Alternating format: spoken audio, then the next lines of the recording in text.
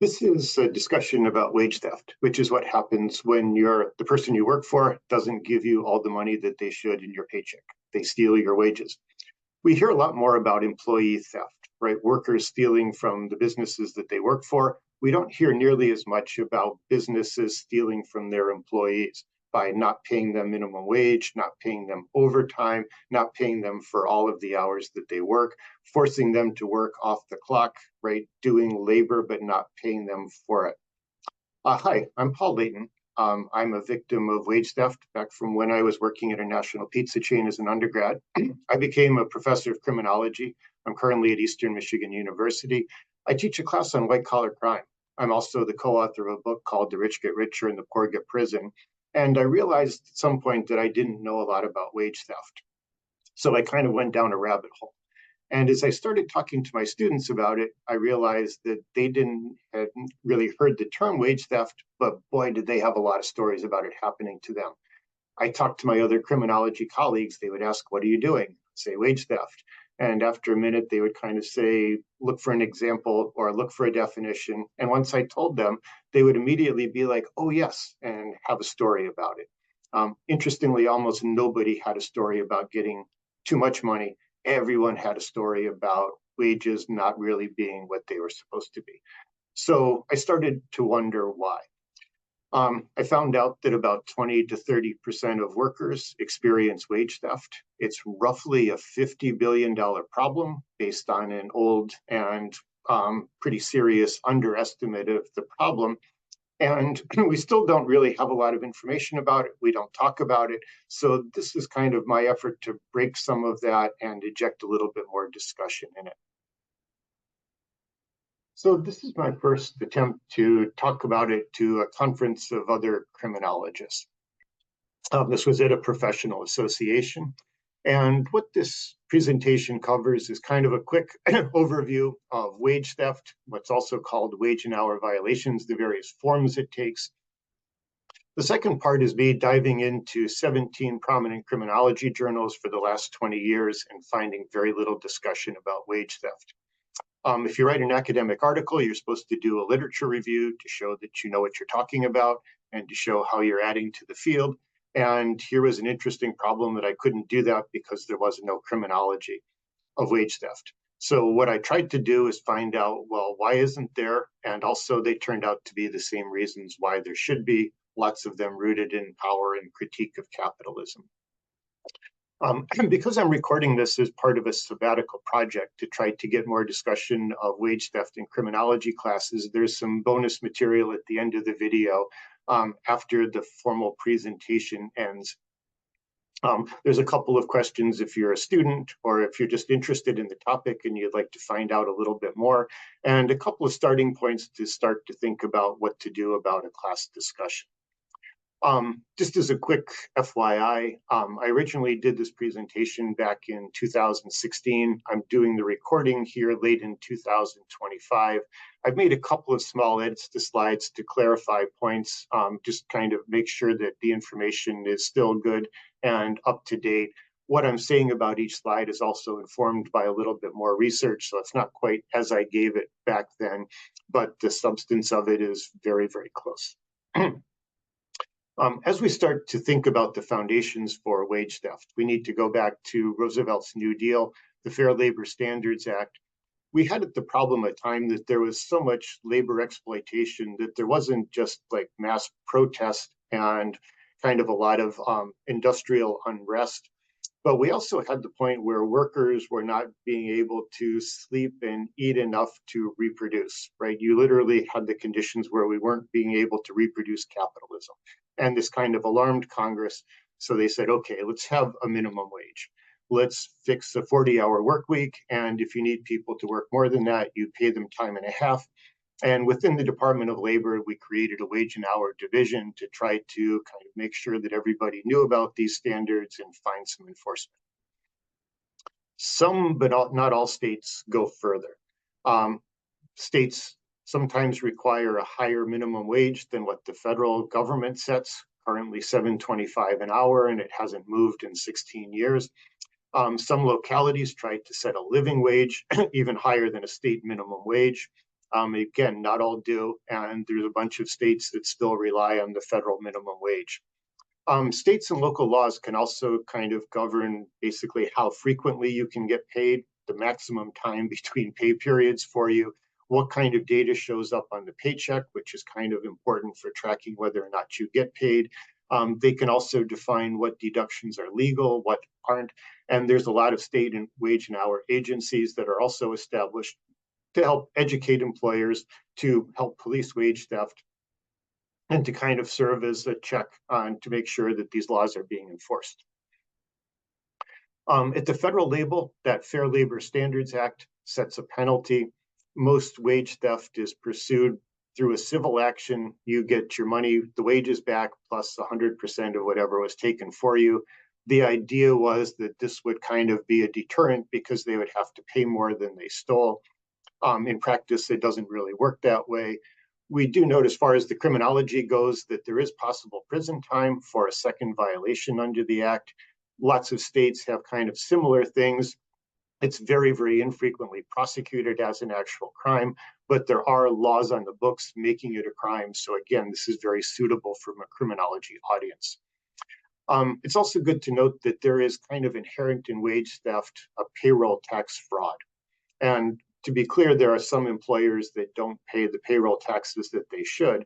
For a lot of folks, they're paying the payroll taxes based on a fraudulent lower amount of wages than they should. So they're paying what's due given the wage that they have stated on the paycheck, but it's still not as much as if they had paid you correctly. The types of wage theft, and this is not an exclusive list. This is just kind of short, some of the highlights here. The big one is that you don't get paid for all of the hours you worked. There are a bunch of places of business that simply don't pay for all the hours that you work, falsify your time card, cut off a couple of hours. A lot of places will require employees to work off the clock or after their shift or before their shift, kind of doing work and not getting paid for it. A lot of places fail to pay overtime, that time and a half that's due. Some of my students report that if they work 43 hours, they get paid for 40 and the 3 hours get circulated on to the next week rather than getting paid out at time and a half. There's a lot of places that fail to pay minimum wage. They try to tell you that there's a training wage or an exemption or something else. To be sure, you can do piecemeal work so that you encourage productivity and you reward productivity, but the bottom rung of that schedule can't be lower than minimum wage. Likewise, the idea with tips is the tips are going to get you up to minimum wage, but if they don't, your employer is supposed to get you up to what the state minimum wage is. Like if there's a slow shift, nobody shows up. Lots and lots of places will have you work through breaks, right? You're scheduled for 8.5 hours, you're paid for 8, but you end up working 8.5 hours for 8 hours worth of pay. Lots of students also report that basically the boss tries to discourage breaks. They think that you're weak if you can't do 10 hours without taking the breaks that are assigned and kind of built into the schedule. The doffing and donning is kind of specialized. It's a little niche, but if you have to wear protective gear for what you do, then that is time on the clock put on, and lots of employers don't want to pay that. If you have to show up at a workplace to collect tools and get a ride out to the work site, once you hit the office and collect your tools, you're on the clock. And again, lots of places don't want to pay for that. The improper classification of employees as independent contractors happens a lot. Most of the gig economy is this way. Independent contractor is supposed to be fairly narrow. And if you control a lot of what the person you're hiring does and how they do it, they should be an employee. This is really important because if you're an independent contractor, then the minimum wage doesn't apply to you. Neither does the time and a half of the overtime.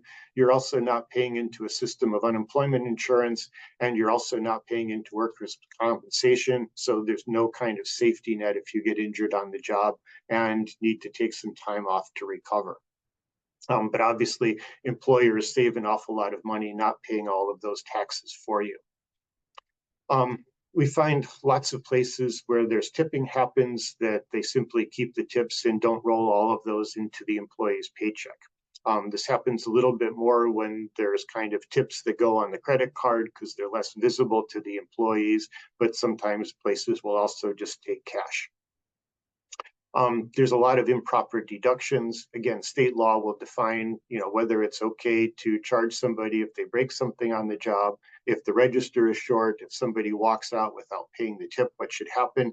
But a lot of places don't care. They'll simply bill the employee for it so they don't take the loss. Some places don't end up paying retirement contributions, even though they say they do. There's benefits in payroll taxes. Basically, your employer is supposed to pay half of the income tax for the federal and state level. They're supposed to pay Social Security and Medicare, right, that FICA part.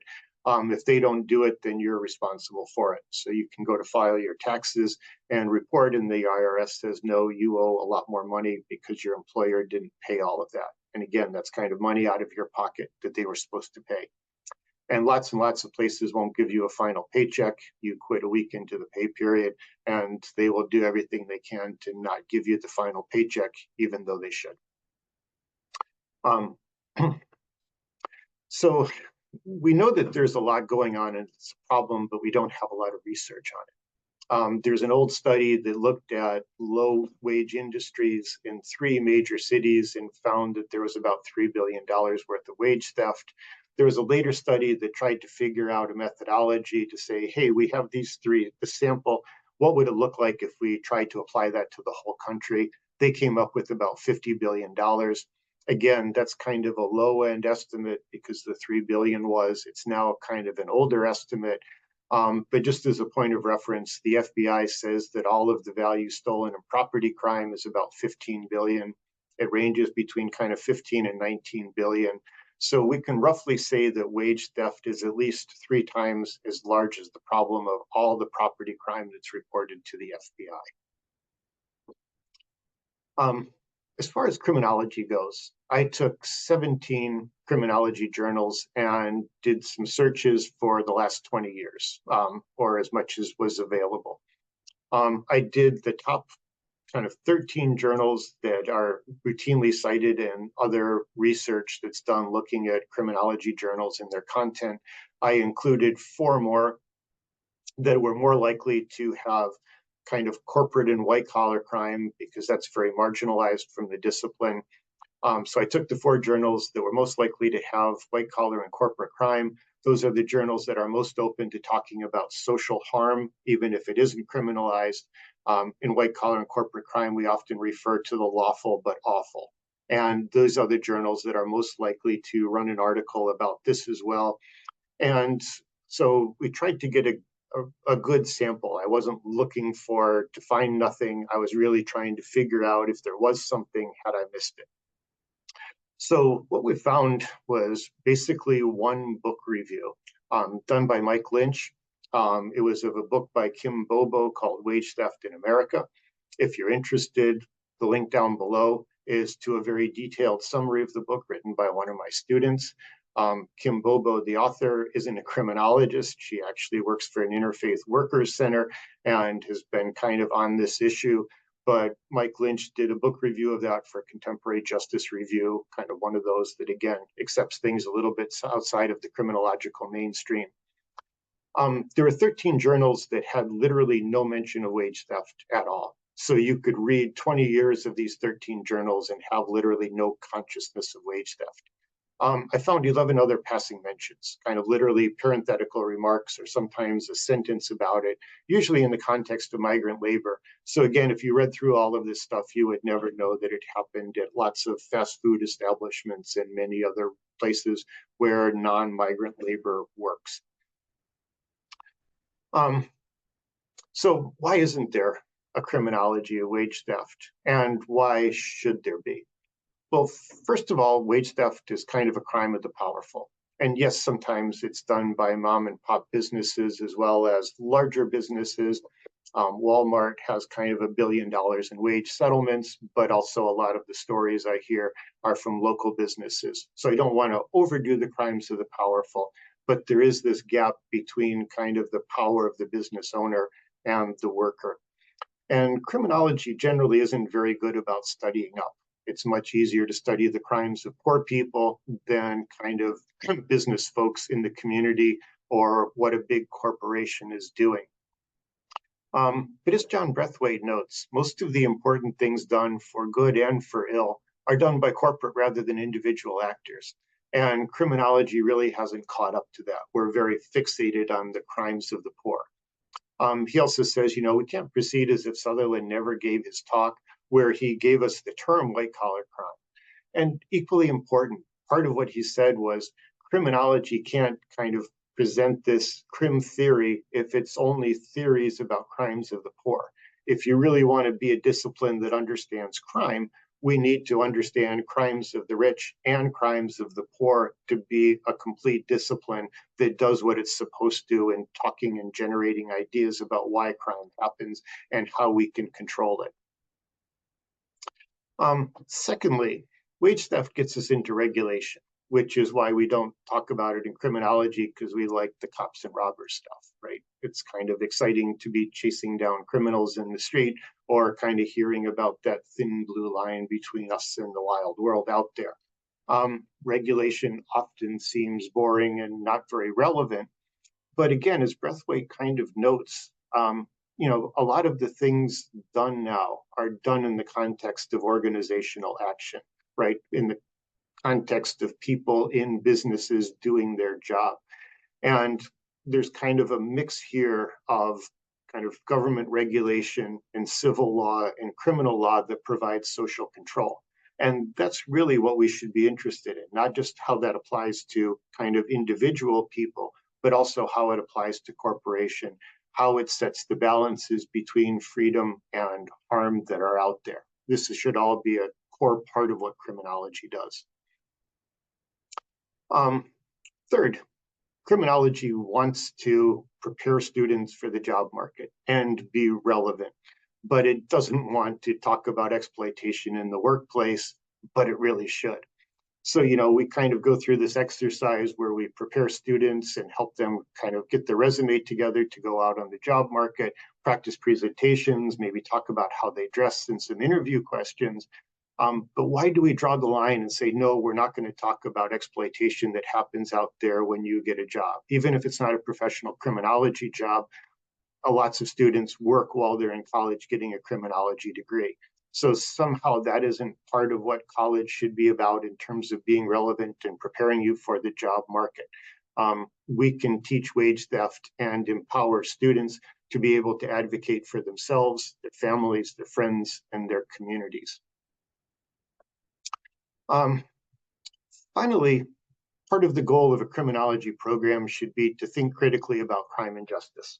We kind of even do, I think, a decent job exposing some of the harsh punishments of the poor. Most people have some understanding that there is some racism in the criminal justice system, that we have too much incarceration. But what we don't do and should is kind of exposing the hypocrisy of a system that has little accountability for the powerful. I think on a very basic level, we kind of need to ask that question, well, why isn't wage theft from a worker criminally prosecuted, just like many employee thefts would be? And this is something that comes up frequently from my students. It's like, man, if I took $400 from work, they would have me arrested, definitely. But if they short my paycheck $400, they're just going to try to fire me if I complain. And what is the process for going back and recovering that?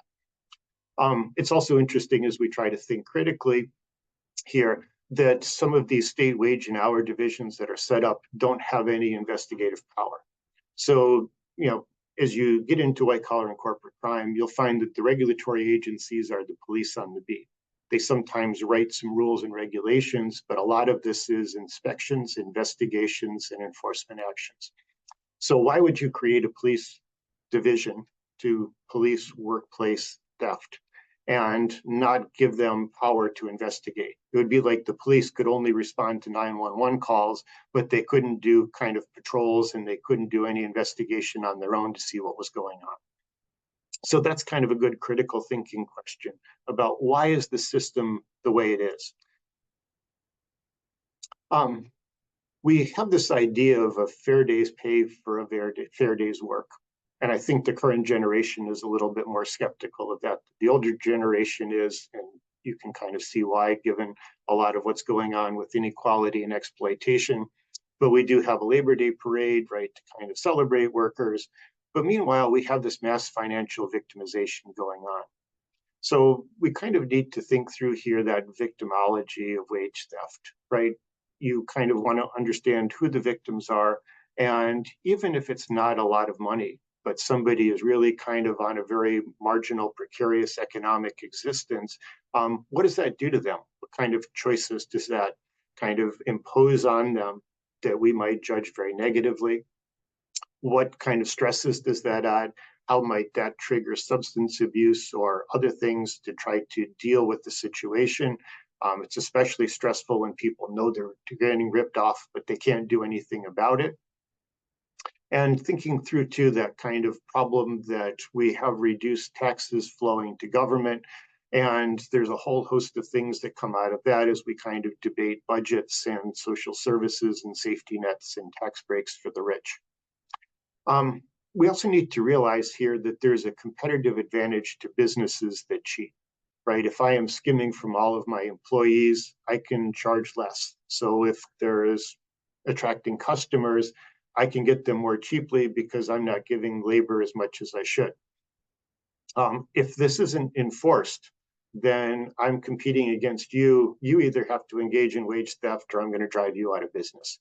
So if we don't enforce wage theft, then we have a lot of legitimate businesses that become victims and either go bankrupt or everybody starts cheating.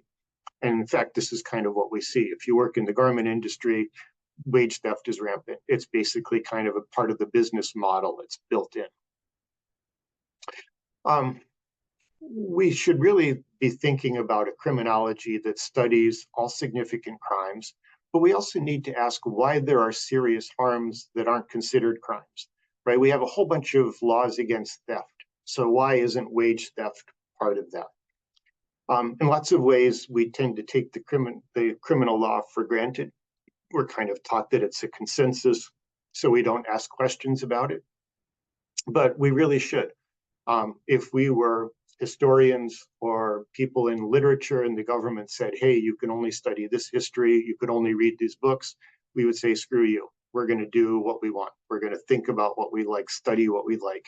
As criminologists, we tend to just kind of say, oh, that's the criminal law, and we're going to operate within that without asking how that criminal law comes into operation and what is excluded from it.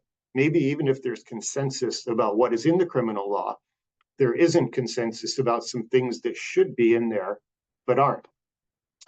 What we want to kind of disrupt is this world where we talk about workplace theft, but we mean employee theft, and we don't talk about wage theft, right? We talk about insurance fraud, and we are interested in insurance companies getting ripped off, and that does happen. But also we don't talk about insurance companies as perpetrators screwing over policyholders by unjustly denying claims. We talk about credit card fraud, and again, we mean financial institutions getting ripped off by individuals. But we don't talk about predatory and illegal behavior by financial institutions as part of what credit card fraud is about, right? We systematically miss all of the crimes of the more powerful people, and we focus on the crimes that are done by the relatively powerless. Criminologist Jack Young notes that at times criminology is parodying the most conventional prejudices of bourgeois society. I would say a parody, I respect Jack a lot. He did a lot of great things. This is kind of nitpicking, but the parody is really kind of exaggeration for purposes of correction. And that's not what criminology is about. We're oftentimes not very aware of the biases that we're recreating, and that's part of what we need to break. So that ends the presentation kind of as it unfolded back in 2016 when I first gave it. As I mentioned, this is part of an effort to a sabbatical by Eastern Michigan University to give me some space to think about getting more wage theft content into criminology classes and distributed more broadly, especially for students.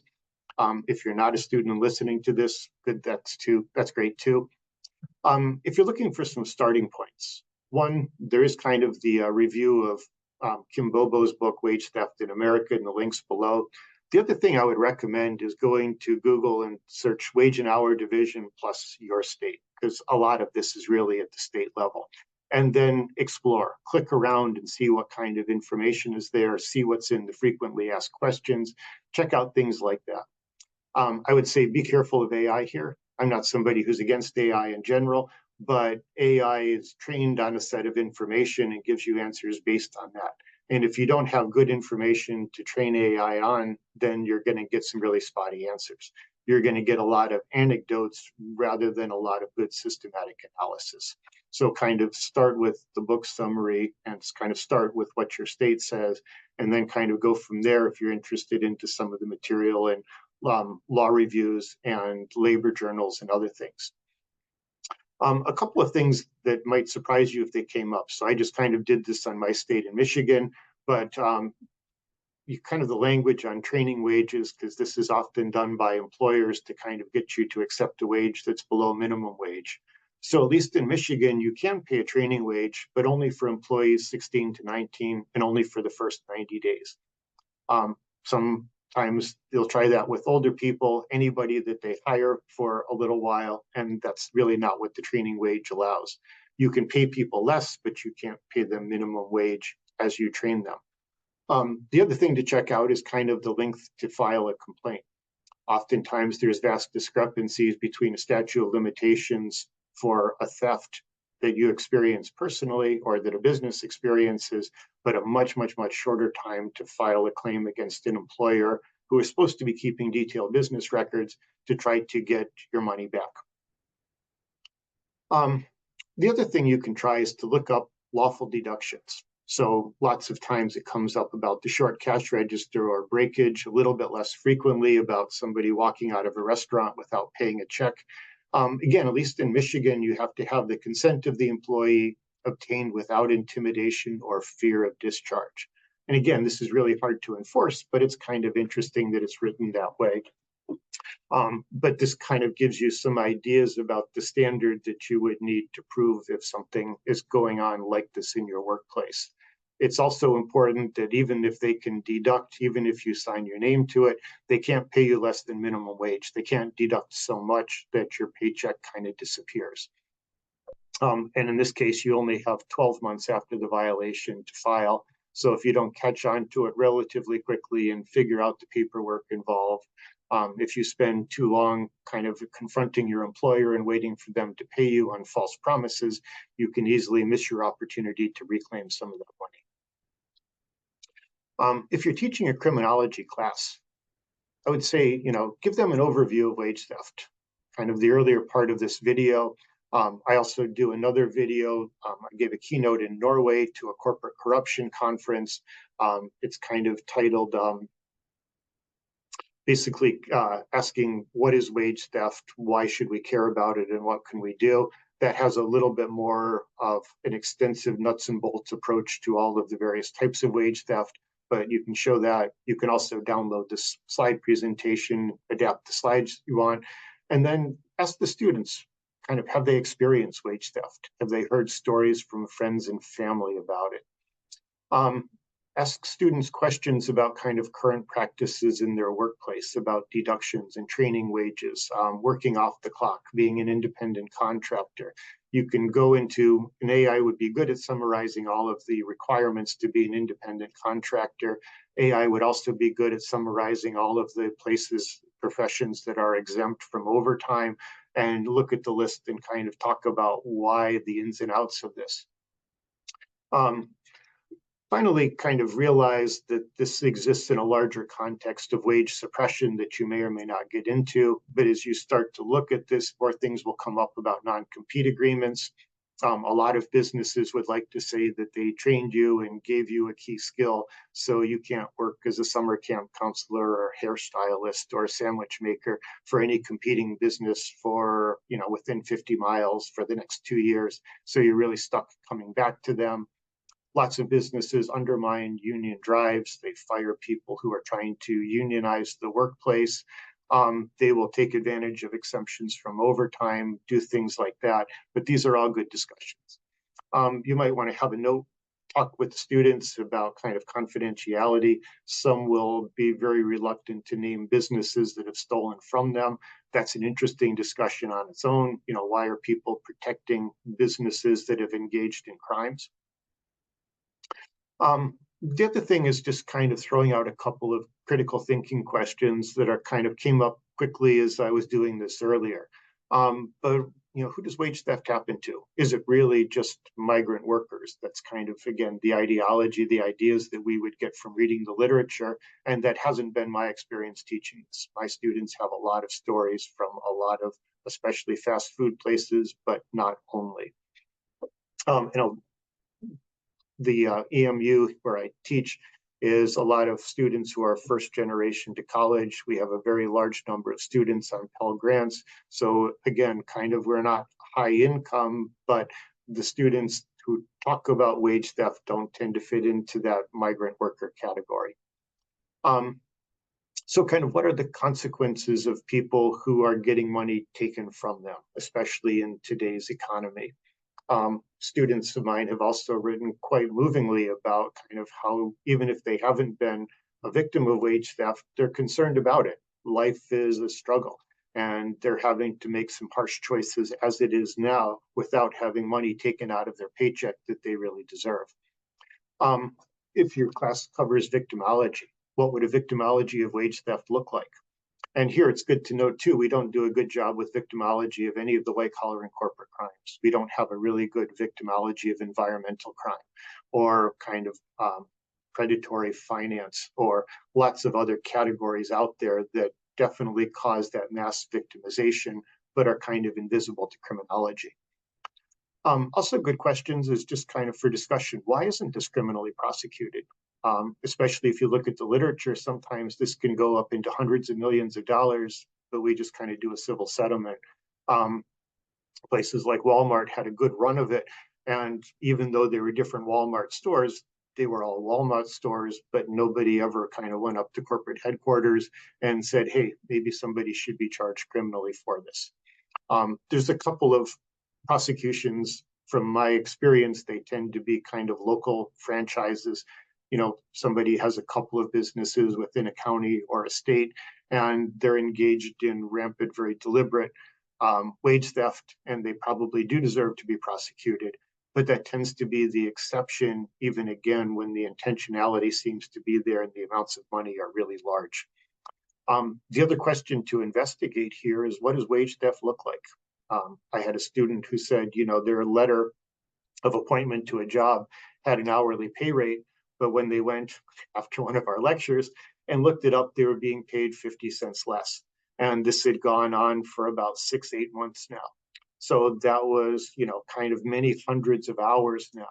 So, if you go to your boss and you kind of say, hey, what's up here? And try to get that money back, what happens? If they don't do it voluntarily and correct their mistake, what do you do? Where do you unfold?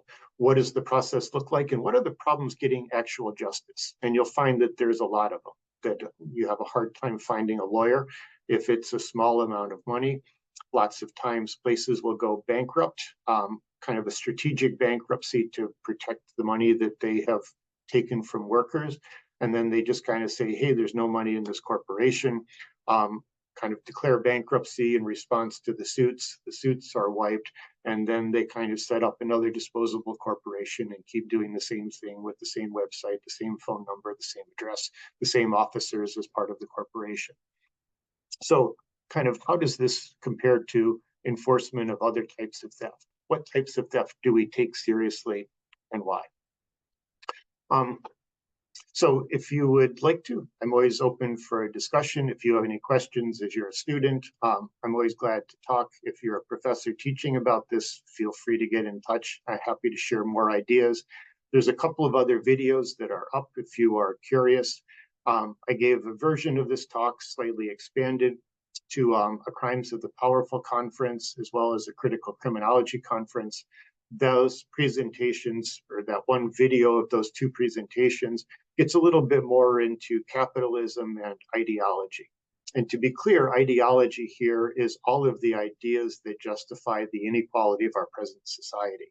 not people trying to think critically about the inequalities of our present society. And as I mentioned, I also gave an invited keynote in Norway to a corporate corruption conference, and that video is also available on the channel. There's some additional materials down below, and I hope to keep adding to this over the next couple of years. Thanks for